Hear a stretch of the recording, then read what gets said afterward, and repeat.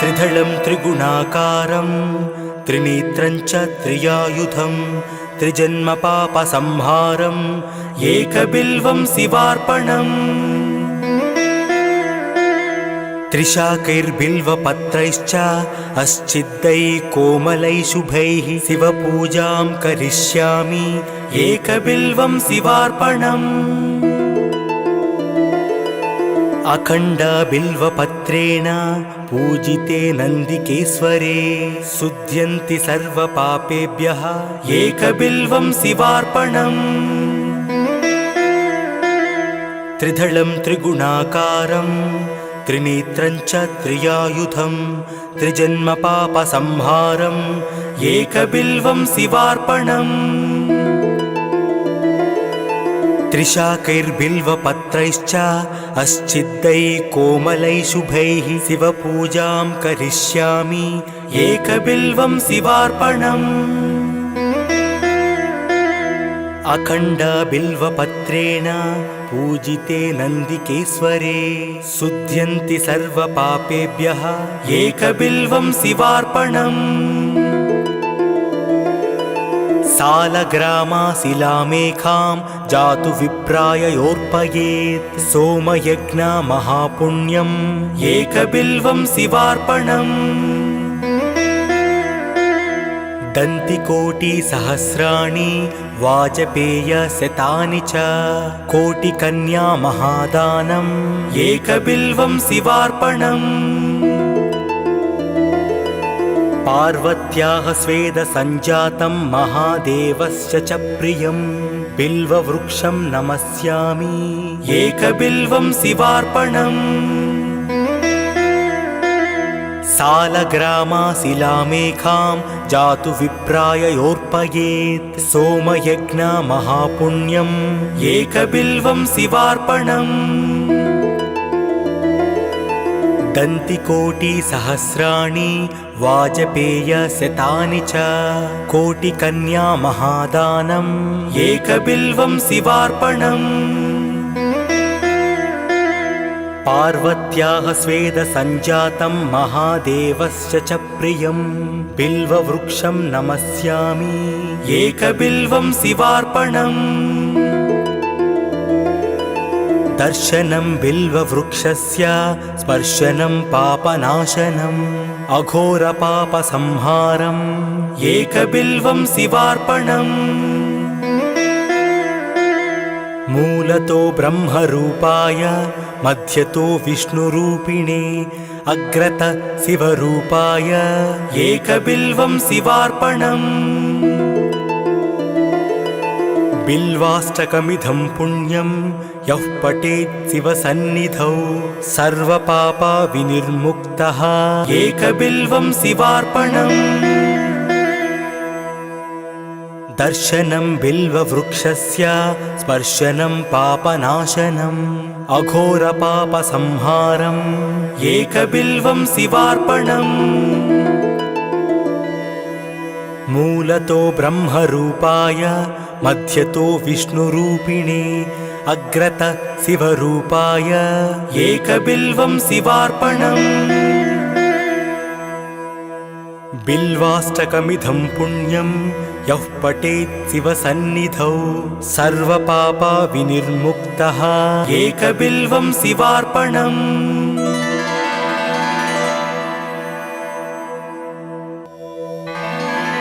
त्रिदलं त्रिगुणाकारं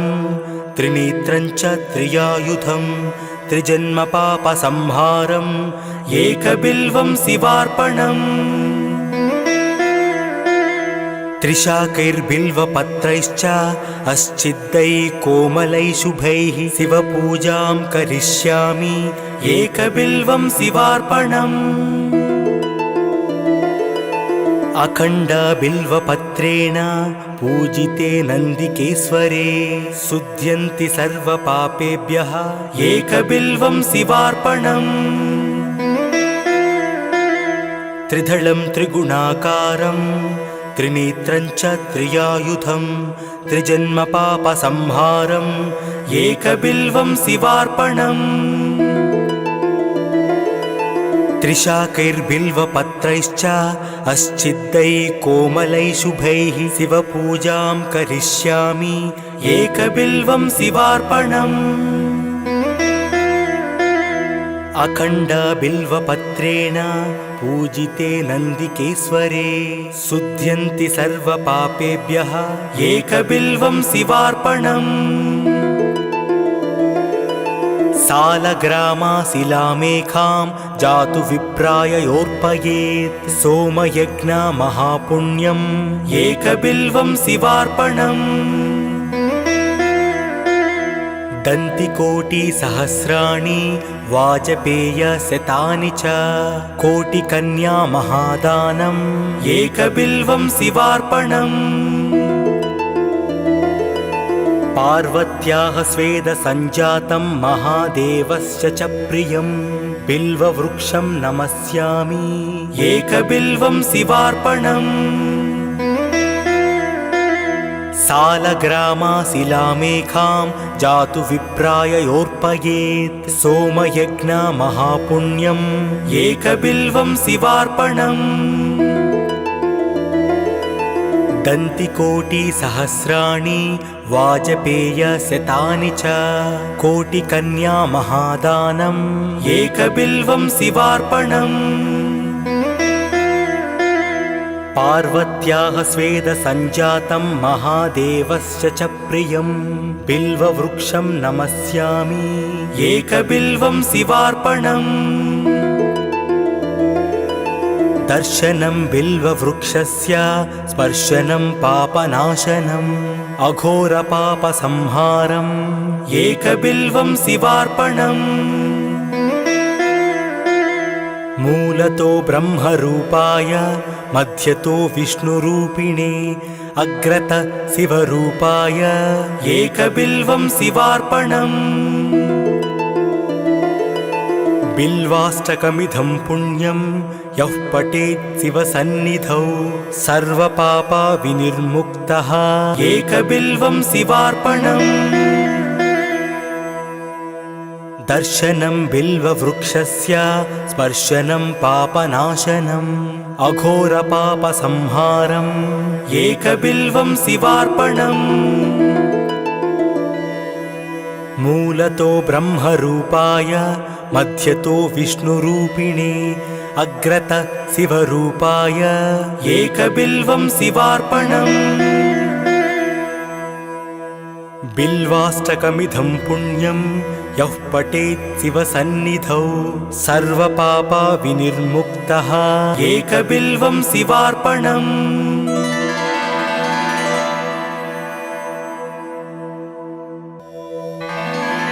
त्रिदलं त्रिगुणाकारं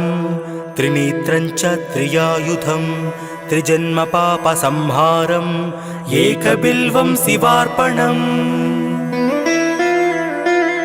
त्रिशाकैर्बिल्वपत्रैश्च अस्चिद्दैः कोमलैः शुभैः शिवपूजां करिष्यामि एकबिल्वं शिवार्पणम्।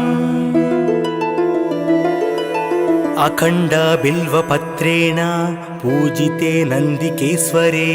शुध्यन्ति सर्वपापेभ्यः एकबिल्वं शिवार्पणम्। त्रिदलं त्रिगुणाकारं त्रिनेत्रं च त्रियायुधं त्रिजन्मपापसंहारम् एकबिल्वं शिवार्पणम्। त्रिशाकैर्बिल्वपत्रैश्च अस्चिद्दैः कोमलैः शुभैः शिवपूजां करिष्यामि एकबिल्वं शिवार्पणम्। अखण्डबिल्वपत्रेण पूजिते नन्दिकेश्वरे शुध्यन्ति सर्वपापेभ्यः एकबिल्वं शिवार्पणम्। सालग्रामाशिलामेकां जातु विप्राय योर्पयेत् सोमयज्ञ महापुण्यम् एकबिल्वं शिवार्पणम्। दन्तिकोटिसहस्राणि वाजपेयशतानि च कोटिकन्या महादानम् एकबिल्वं शिवार्पणम्। पार्वत्याः स्वेदसञ्जातं महादेवस्य च प्रियं बिल्ववृक्षं नमस्यामि एकबिल्वं शिवार्पणम् सालग्रामाशिलामेखां जातु विप्राययोर्पयेत् सोमयज्ञ महापुण्यम् एकबिल्वं शिवार्पणम् दन्तिकोटिसहस्राणि वाजपेयशतानि च कोटिकन्या महादानम् एकबिल्वं शिवार्पणम् पार्वत्याः स्वेदसञ्जातं महादेवस्य च प्रियं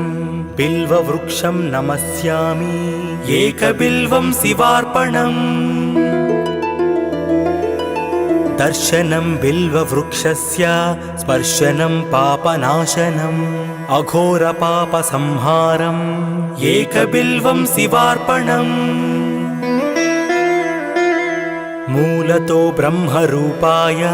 मध्यतो विष्णुरूपिणे अग्रत शिवरूपाय एकबिल्वं शिवार्पणम्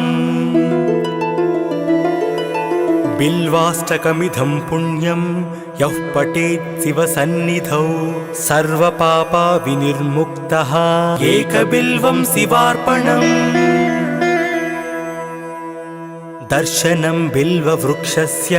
स्पर्शनं पापनाशनम् अघोरपापसंहारम् एकबिल्वं शिवार्पणम् मूलतो ब्रह्मरूपाय मध्यतो विष्णुरूपिणे अग्रत शिवरूपाय एकबिल्वं शिवार्पणम् बिल्वाष्टकमिदं पुण्यं यः पठेत् शिवसन्निधौ सर्वपापविनिर्मुक्तः एकबिल्वं शिवार्पणम्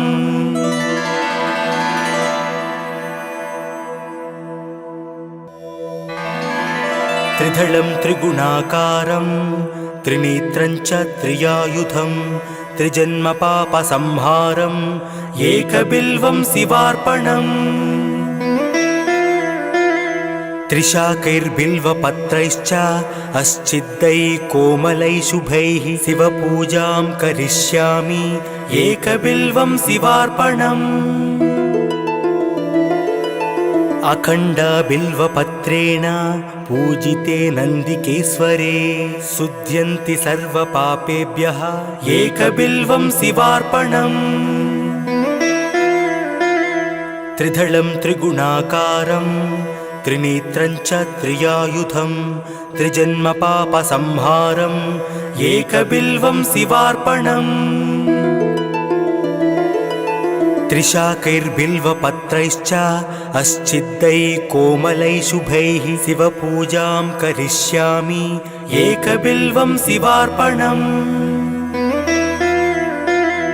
अखण्डबिल्वपत्रेण पूजिते नन्दिकेश्वरे शुध्यन्ति सर्वपापेभ्यः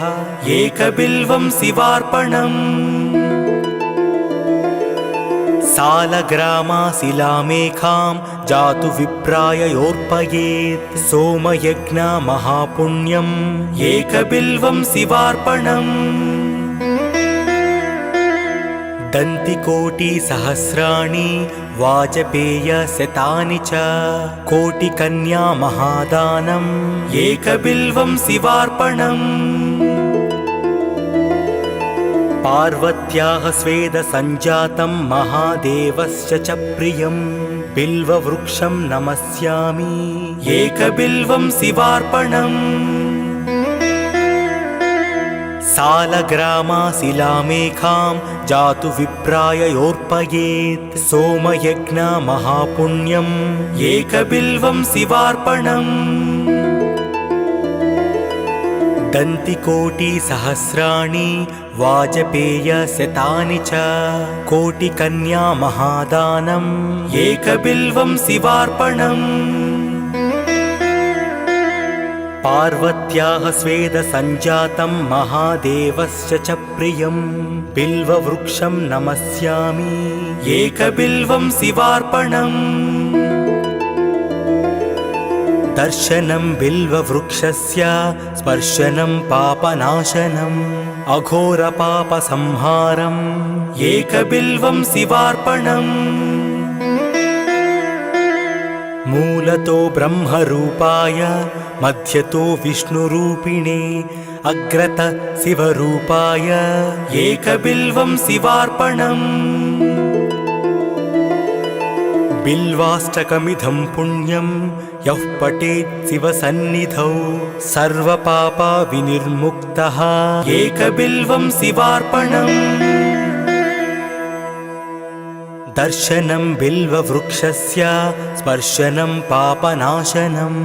अघोरपापसंहारम् एकबिल्वं शिवार्पणम् मूलतो ब्रह्मरूपाय मध्यतो विष्णुरूपिणे अग्रत शिवरूपाय एकबिल्वं शिवार्पणम्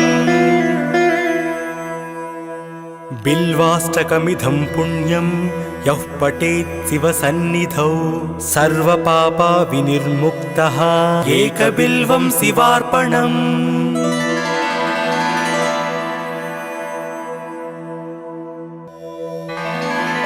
त्रिदलं त्रिगुणाकारं त्रिनेत्रं च त्रियायुधं त्रिजन्मपापसंहारम् एकबिल्वं शिवार्पणम् त्रिशाकैर्बिल्वपत्रैश्च अस्चिद्दैः कोमलैः शुभैः शिवपूजां करिष्यामि एकबिल्वं शिवार्पणम् अखण्डबिल्वपत्रेण पूजिते नन्दिकेश्वरे शुध्यन्ति सर्वपापेभ्यः एकबिल्वं शिवार्पणम् त्रिदलं त्रिगुणाकारं त्रिनेत्रं च त्रियायुधं त्रिजन्मपापसंहारम् एकबिल्वं शिवार्पणम् त्रिशाकैर्बिल्वपत्रैश्च अस्चिद्दैः कोमलैः शुभैः शिवपूजां करिष्यामि एकबिल्वं शिवार्पणम् अखण्डबिल्वपत्रेण पूजिते नन्दिकेश्वरे शुध्यन्ति सर्वपापेभ्यः एकबिल्वं शिवार्पणम् सालग्रामाशिलामेखां जातु विप्राययोर्पयेत् सोमयज्ञमहापुण्यम् एकबिल्वं शिवार्पणम् दन्तिकोटिसहस्राणि वाजपेयशतानि च कोटिकन्यामहादानम् एकबिल्वं शिवार्पणम् पार्वत्याः स्वेदसञ्जातं महादेवस्य च प्रियं बिल्ववृक्षं नमस्यामि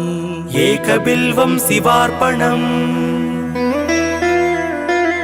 सालग्रामाशिलामेखां जातु विप्राययोर्पयेत् सोमयज्ञमहापुण्यम् एकबिल्वं शिवार्पणम् दन्तिकोटिसहस्राणि वाजपेयशतानि च कोटिकन्यामहादानम् एकबिल्वं शिवार्पणम् पार्वत्याः स्वेदसञ्जातं महादेवस्य च प्रियं बिल्ववृक्षं नमस्यामि एकबिल्वं शिवार्पणम् दर्शनं बिल्ववृक्षस्य स्पर्शनं पापनाशनम् अघोरपापसंहारम् एकबिल्वं शिवार्पणम् मूलतो ब्रह्मरूपाय मध्यतो विष्णुरूपिणे अग्रत शिवरूपाय एकबिल्वं शिवार्पणम् बिल्वाष्टकमिदं पुण्यं यः पठेत् शिवसन्निधौ सर्वपापविनिर्मुक्तः एकबिल्वं शिवार्पणम् दर्शनं बिल्ववृक्षस्य स्पर्शनं पापनाशनम् अघोरपापसंहारम् एकबिल्वं शिवार्पणम् मूलतो ब्रह्मरूपाय मध्यतो विष्णुरूपिणे अग्रत शिवरूपाय एकबिल्वं शिवार्पणम् बिल्वाष्टकमिदं पुण्यं यः पठेत् शिवसन्निधौ सर्वपापा विनिर्मुक्तः एकबिल्वं शिवार्पणम्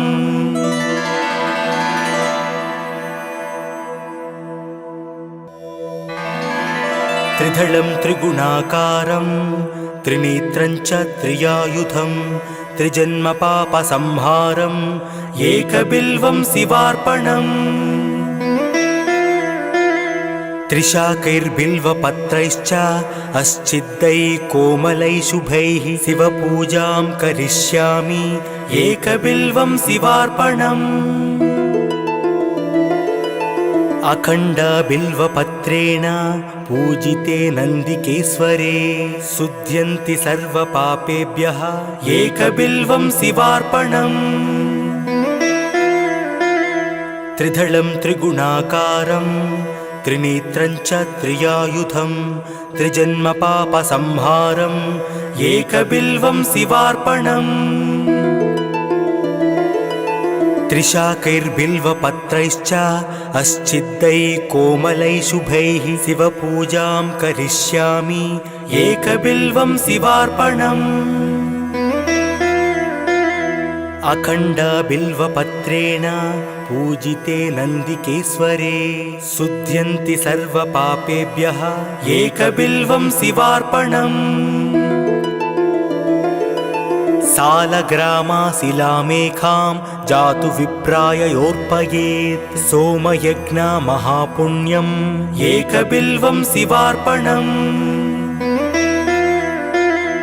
दन्तिकोटिसहस्राणि वाजपेयशतानि च कोटिकन्या महादानम् एकबिल्वं शिवार्पणम् पार्वत्याः स्वेदसञ्जातं महादेवस्य च प्रियं बिल्ववृक्षं नमस्यामि एकबिल्वं शिवार्पणम् सालग्रामाशिलामेखां जातु विप्राय योर्पयेत् सोमयज्ञ महापुण्यम् एकबिल्वं शिवार्पणम् दन्तिकोटिसहस्राणि वाजपेयशतानि च कोटिकन्या महादानम् एकबिल्वं शिवार्पणम् पार्वत्याः स्वेदसञ्जातं महादेवस्य च प्रियं बिल्ववृक्षं नमस्यामि एकबिल्वं शिवार्पणम् दर्शनं बिल्ववृक्षस्य स्पर्शनं पापनाशनम् अघोरपापसंहारम् एकबिल्वं शिवार्पणम् मूलतो ब्रह्मरूपाय मध्यतो विष्णुरूपिणे अग्रत शिवरूपाय एकबिल्वं शिवार्पणम् बिल्वाष्टकमिदं पुण्यं यः पठेत् शिवसन्निधौ सर्वपापा विनिर्मुक्तः एकबिल्वं शिवार्पणम् दर्शनं बिल्ववृक्षस्य स्पर्शनं पापनाशनम् अघोरपापसंहारम् एकबिल्वं शिवार्पणम् मूलतो ब्रह्मरूपाय मध्यतो विष्णुरूपिणे अग्रत शिवरूपाय एकबिल्वं शिवार्पणम् बिल्वाष्टकमिदं पुण्यं यः पठेत् शिवसन्निधौ सर्वपापा विनिर्मुक्तः एकबिल्वं शिवार्पणम्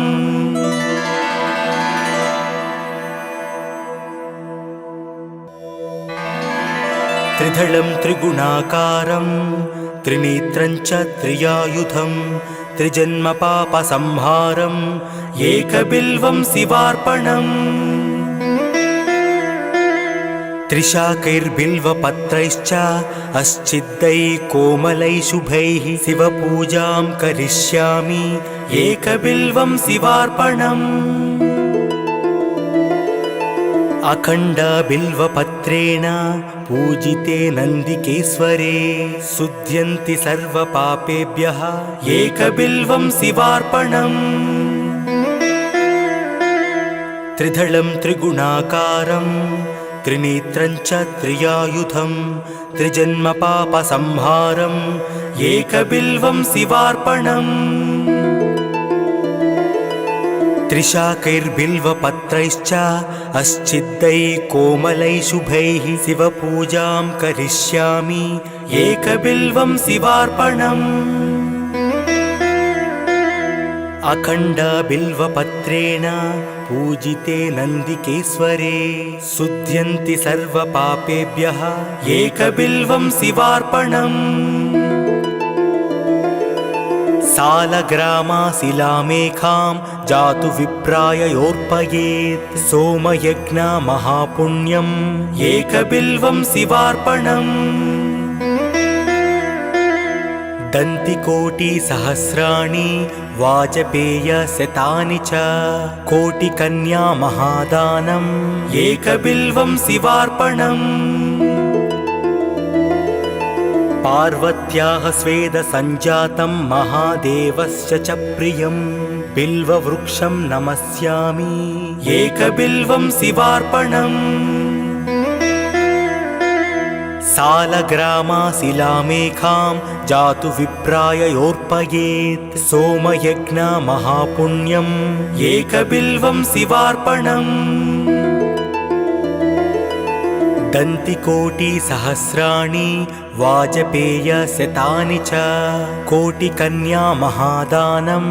एकबिल्वं शिवार्पणम्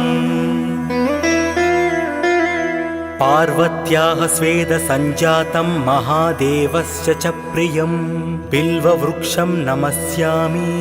एकबिल्वं शिवार्पणम् दर्शनं बिल्ववृक्षस्य